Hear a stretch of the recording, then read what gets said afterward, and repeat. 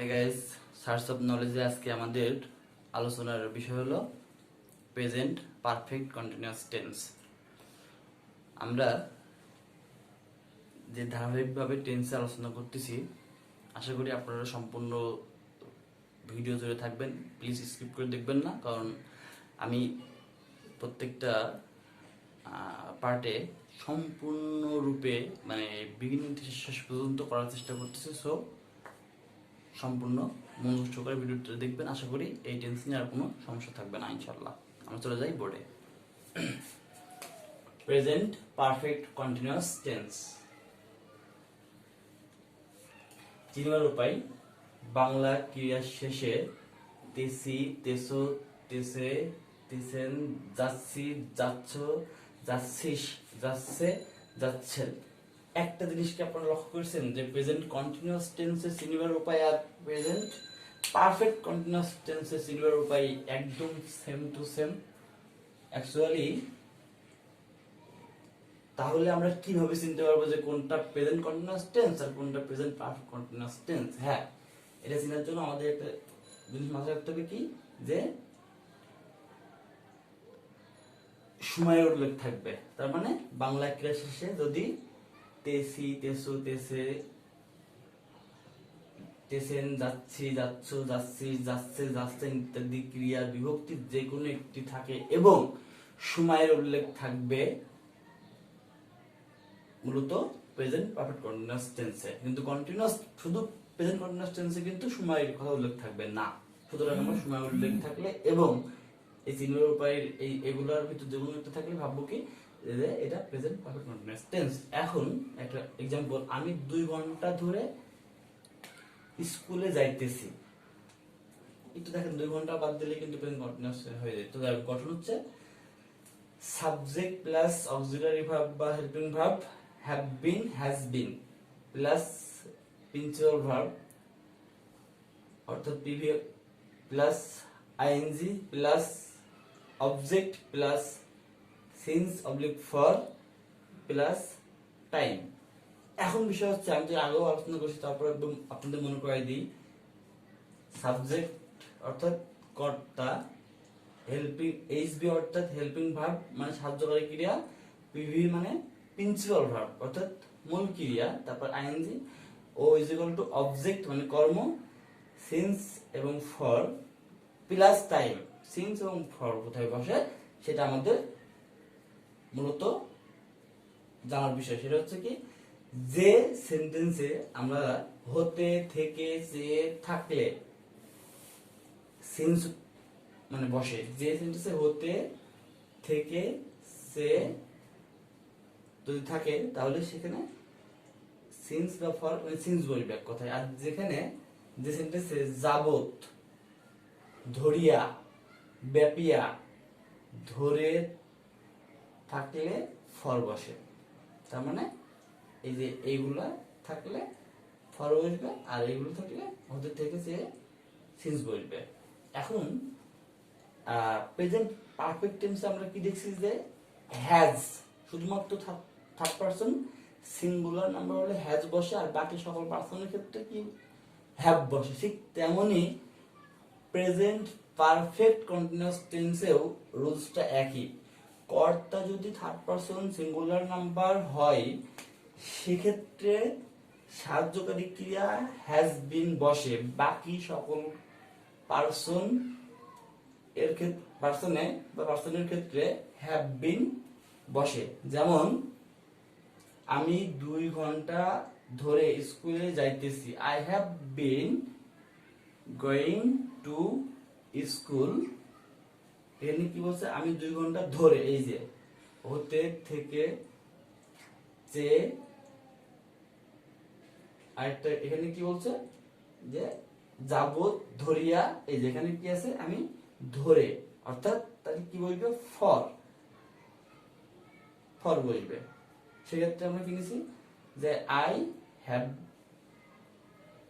Been going to school, এই যে for 2 hours. সুতরাং আমরা কি বুঝলাম যে এখানে যেহেতু ধরে 2 ঘন্টা ধরে লেখা আছে, ধরে এই জন্য আমরা এখানে সিন্স ব্যবহার করলাম। আর একটা শর্টকাট একটা নিয়ম আছে যে নির্দিষ্ট করে বোঝালে সিন্স বসে, আর মানে নির্দিষ্ট করে না বোঝালে ফর বসে, এটা বলা যায়, তবে এটা বেশি প্রযোজ্য। তুমি বিকাল হতে বল খেলতেছো, you have been, have been has been, এটা তো অবশ্যই বুঝতে পারছেন যে আই ফার্স্ট পারসন, সুতরাং হ্যাভ বিন হয়েছে, you second person, have been হয়েছে।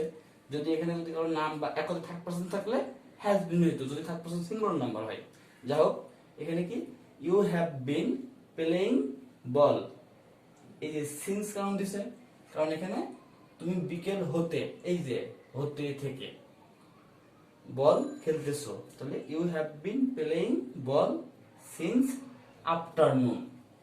আমরা মূলত এই টেন্সটা মানে প্রেজেন্ট পারফেক্ট কন্টিনিউয়াস টেন্স নিয়ে একটু ভোগান্তিতে ভুগি, হ্যাঁ, যে একটু মনে হয় যে অনেক কঠিন একটা ব্যাপার। আসলে এই টাইমের ব্যাপারটা নিয়ে আসলে এটা কোনো ফ্যাক্ট না, জাস্ট আপনি মাথায় রাখবেন যে প্রেজেন্ট কন্টিনিউয়াস টেন্সের যে রুলস এবং প্রেজেন্ট পারফেক্টের যে রুলস, এই দুটোর সমন্বয় প্রেজেন্ট পারফেক্ট কন্টিনিউয়াস টেন্স।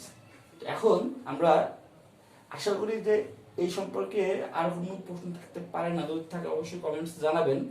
আরেকটা ব্যাপার, এখানে আমরা কিন্তু এই এই টেন্সের ক্ষেত্রে দেখি প্রায় যে সূর্য সরি ডাক্তার আসলে পূর্বে রোগীটি মারা গেল, মানে এই ধরনের আফটার বা এইগুলো যখন আসবে না, কোথায় future continuous, future perfect continuous tense, মানে এই যে প্রত্যেকটা যেমন পাস্ট পারফেক্ট কন্টিনিউয়াস টেন্স, এই যে এই 4 নম্বরটা, 4 নম্বর টেন্সটা একটু আমরা ঘাবড়ে যাই, আসলে তেমন কিছু না, একটু বোঝার মতো ব্যাপার।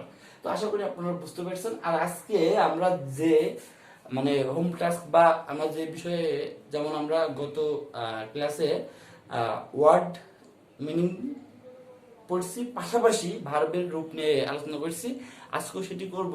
এবং আমি যে প্রথম থেকে যে আপনাদের দৈনন্দিন ব্যবহারের ক্ষেত্রে যে ইংলিশে সেন্টেন্সগুলো প্রয়োজন হয় সেগুলো তুলে ধরছিলাম, সেটাও এখন থেকে বাস্তব করে আমি রানিং রাখবো, কারণ যাতে আপনারা এখন যেহেতু অবসর সময় আছে, যাতে আপনারা একটু বেশি দ্রুত গুছিয়ে নিতে পারেন। আর তার পাশাপাশি আরেকটা ব্যাপার একটু বলি, সেটা হচ্ছে কি যে আমরা এই 4টা টেন্স নিয়ে আলোচনা করলাম।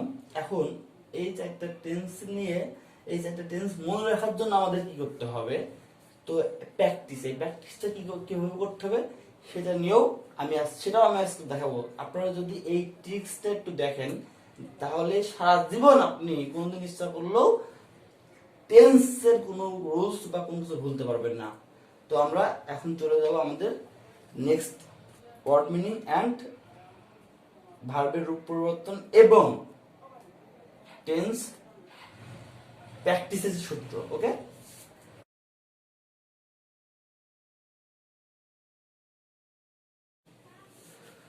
প্রেজেন্ট ফর্ম,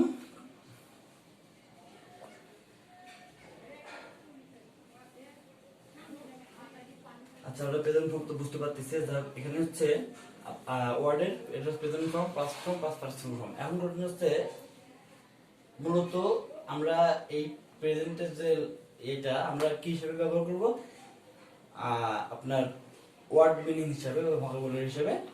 তারপরে এগুলা গত ক্লাসও আপনারা দেখছেন, ডু মানে করা, ডু ডিড ডান, ড্যান্স মানে নাচা, dance dance danced, draw draw মানে আঁকা, ড্র ড্রি ড্রন, ড্রিম মানে স্বপ্ন দেখা, ড্রিমড ড্রিমড, ড্রেস মানে পোশাক পরা, ড্রেসের ড্রেসড মানে ইডি যোগ হয়েছে, ড্রিঙ্ক মানে পান করা, drink drank, drink drink drank.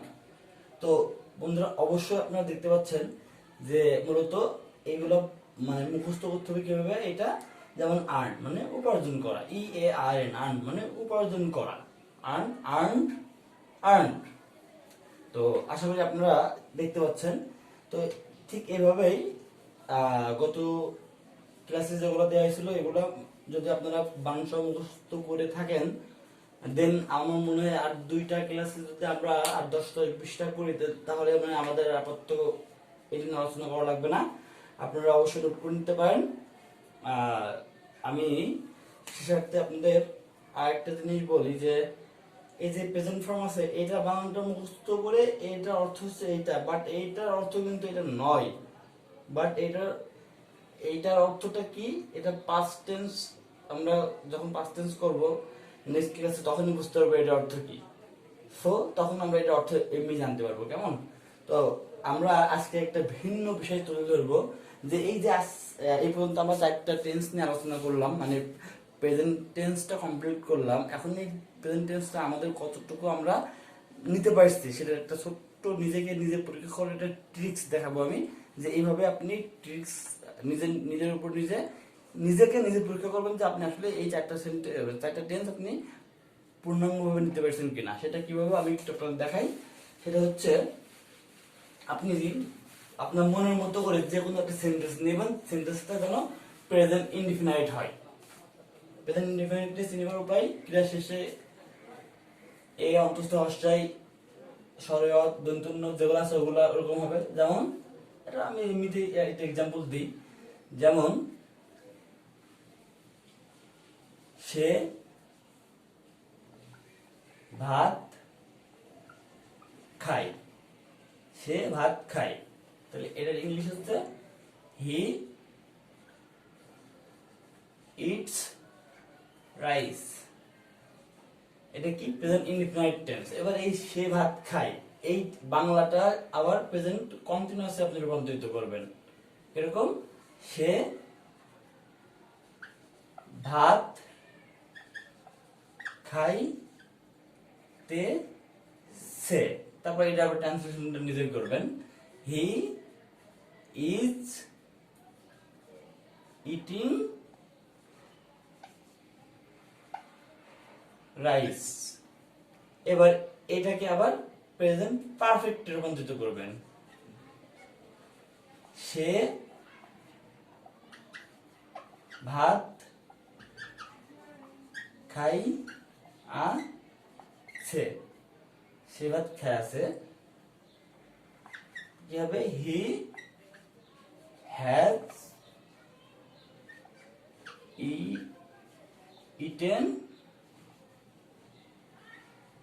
Rice. এখন বলতে পারেন যে প্রেজেন্ট পারফেক্ট। এখন সে ভাত খাইতে আমি কি প্রথমে কি করলাম, এটা প্রেজেন্ট ইনডিফিনাইট টেন্স, আমি জানি চিনিবার উপায় লাস্টে এই যে রসই কারণে প্রেজেন্ট ইনডিফিনাইট টেন্স, আমি এটা ট্রান্সলেশন করলাম হি ইটস রাইস, কেননা he third person singular number. তাহলে আমার মনে আছে যে থার্ড পারসন সিঙ্গুলার নাম্বার হলে এস বাই এস যোগ হয়। কোথায় এস বাই এস, কোথায় এস বাই এস, কোথায় যদি কোনো বাক্যের শেষে এস থাকে, এস এর আগে কনসোনেন্ট থাকলে, সরি, কোনো বাক্যের শেষে যদি আপনার কনসোনেন্ট থাকে, এক কথায় আমরা যেটা পড়ছি যে দুটো রুলস এর ভিতরে, ওই রুলস এর বাইরে আছে ইএস এর যে দুটো রুলস, সুতরাং ইটস, তাহলে থার্ড পারসন সিঙ্গুলার নাম্বার। আসলে তার মানে আমরা এটা বুঝতে পারতেছি যে আমাদের নাম্বারটা মনে আছে। তারপর আমরা এস বাই ইএস মানে প্রেজেন্ট ইনডিফিনাইট টেন্সে কোথায় এস বসে কোথায় ইএস বসে সেটা আমাদের মনে আছে, এবং স্ট্রাকচার অর্থাৎ প্রেজেন্ট ইনডিফিনাইট টেন্সের গঠনটা আমাদের মনে আছে। তারপরে আমরা এইটাকেই আবার প্রেজেন্ট কন্টিনিউয়াস টেন্সে রূপান্তরিত করতেছি, তার মানে আমাদের প্রেজেন্ট কন্টিনিউয়াস টেন্সের চিনিবার উপায়টা মনে আছে। চিনিবার উপায় মনে না থাকলে সে ভাত খাইতেছে এটা তো আপনি লিখতে পারতেন না।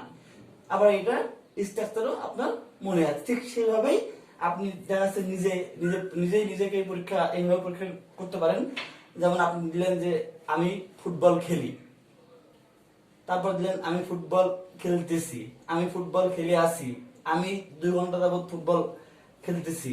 ঠিক এইভাবে আপনারা ট্রাই করবেন, তাহলে দেখবেন যে নিজেই যখন একবার না হলো 2বার 3বার যখন একবার কমপ্লিট হবে, আর যদি একবারে হয় তাহলে আলহামদুলিল্লাহ, দেখবেন নিজের ভিতরে একটা ভালো একটা বোধ করবে, নিজে বুঝতে পারবেন যে আপনার প্রোগ্রেসটা কতটুকু হয়েছে।